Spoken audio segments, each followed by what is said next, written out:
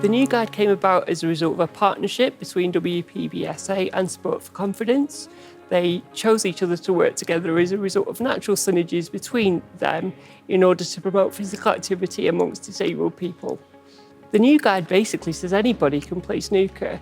By its nature, snooker is a very adaptable sport with a range of accommodations that can be made to make sure the game is accessible for everyone.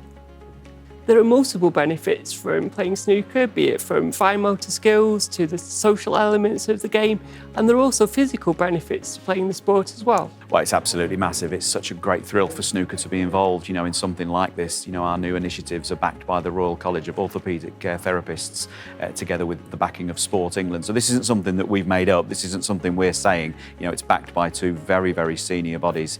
It's going to enable us to work with a much wider audience. So for clubs, I think they'll be looking to the guide to actually work a lot more in the community and bring a lot more groups into the club. On an international stage, I think our national federations around the world can look at this guide and think, well, can we use it to access some funding?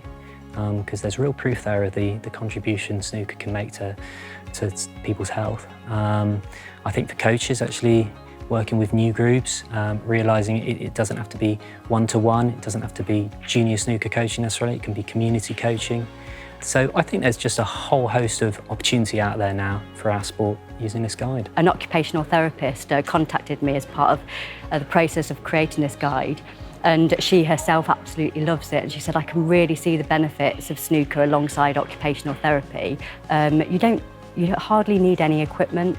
It can be easily adapted to suit individual needs, and the game can change depending on what the individual wants. As I said, it doesn't always need to be about competition.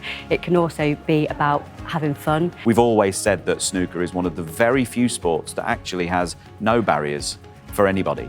And it's something that as a sport we're taking baby steps to gradually shout that little bit more from the rooftops about the inclusivity that is there available for people to come and play snooker. It helps people with their fine motor skills, with their speech, just with having a great time with their friends, sharing those experiences. I've attended many WDBS events, in the last year or two, and thrilled to see the smiles on everyone's faces. They're all having a great time. And of course, it doesn't matter who you are, everyone likes to have that little competitive edge as well. And it's great when you see them shake hands at the end of a match. One of them's won, but they all will feel like winners and they all have great times. And again, it's a step in the right direction for snooker, inclusivity for everybody. I have discovered that I potentially might love snooker myself.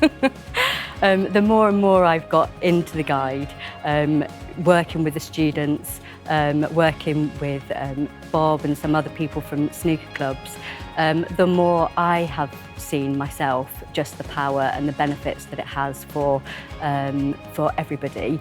I have come to love it more and more, and I am looking to play snooker myself potentially quite soon.